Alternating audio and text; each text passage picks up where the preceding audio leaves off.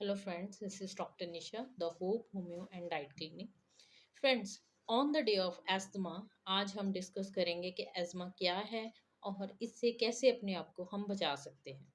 Asthma एक ऐसी ब्रोंकियोस्पाज़म condition होती है जिसमें जो हमारे लंग्स के अंदर ब्रोंक्यूल्स होते हैं उनका स्पाज़म हो जाता है। स्पाज़म मतलब कि वो आपस में कंट्रैक्शन हो जाती है। सबसे पहले हम इसकी पैथोफिजियोलॉजी समझते हैं कि ये होता क्या है। एक्चुअल में जो एज़मा है वो एक तरह का हमारा एक बॉडी का रिफ्लेक्स है, ठीक है? एक्चुअली ये रिफ्लेक्स एक्शन है। रिफ्लेक्स का मतलब क्या है कि एक बॉडी का रिस्पॉन्स है रिगार्डिंग टू डस्ट, पॉलन्स या जिस चीज़ से भी हाइपर सेंसिटिविटी होती है किसी भी पर्सन को। सपोज मुझे पॉलन से एलर्जी है, ठीक है? या जैसे अभी हार्वेस्टिंग सीजन चल रहा है तो उसमें जैसे कटाई हो रही है तो उसके मुझे उस चीज़ से एलर्जी है तो हमारे लंग्स क्या करेंगे, जो ब्रोंक्यूल्स हैं end of the lungs, lungs के अंदर छोटे छोटे एल्विलाइज होते हैं, ठीक है, जहाँ पे एक्सचेंज ऑफ गैसेस होती है।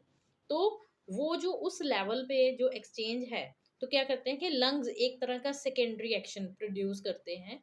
सेकेंडरी एक्शन क्या, कि कोई डस्ट पार्टिकल अंदर ना जाए, वो एक तरह की रेजिस्टेंस पावर क्रिएट करते हैं, ठीक है। रेजिस्टेंस पावर क्या है, इन द फॉर्म ऑफ ब्रोंकियोस्पाज्म, जिसके कारण क्या हो जाता है, जो हमारे ब्रोंक्यूल्स हैं वो नैरो हो जाते हैं, इन्फ्लामेटरी नैरो हो जाते हैं, जिसके कारण जो डस्ट पॉलन्स हैं या कुछ भी जिस चीज़ से एलर्जी है वो लंग्स के अंदर नहीं जा पाती। अब उसके लिए तो रास्ता बंद हो गया, लेकिन उसी के साथ साथ क्या हुआ, हमारा जो नॉर्मल एयर पैसेजेस हैं, जो नॉर्मल हवा भी अंदर आ रही है वो भी अंदर आनी बंद हो जाती है, ठीक है। जिसके कारण क्या होता है कि हमें सांस लेने में दिक्कत होती है, जिसको हम एज्मा बोलते हैं। अब देखो, इसमें जो जनरली ट्रीटमेंट दिया जाता है वो non steroidal anti inflammatory drugs दी जाती है, ठीक है। लेकिन कारण क्या था कि लंग्स हमें रिस्पॉन्स दे रहे हैं कि that they are hypersensitivity to air, pollen या डस्ट, ठीक। तो हमें उस हाइपर सेंसिटिविटी को ठीक करना है। हाइपर सेंसिटिविटी को ठीक करने के लिए हमें लंग्स का इम्यून सिस्टम बढ़ाना पड़ेगा।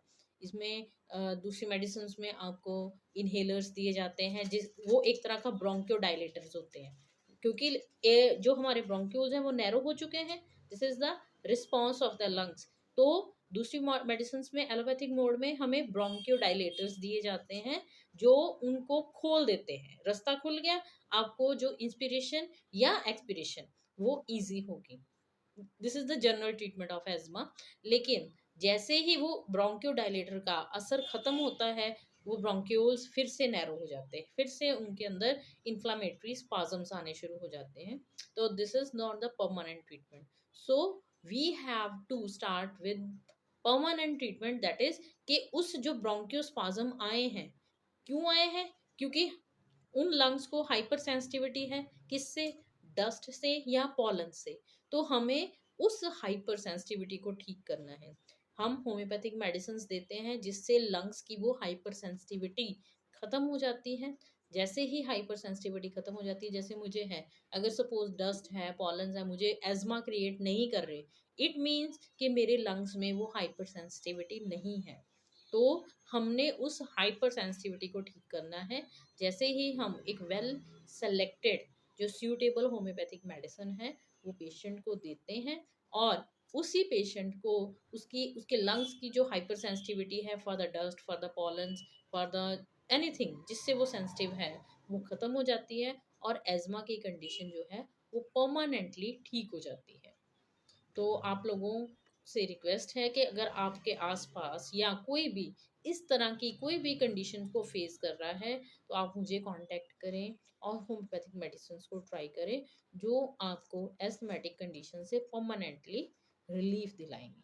Thank you and have a nice day.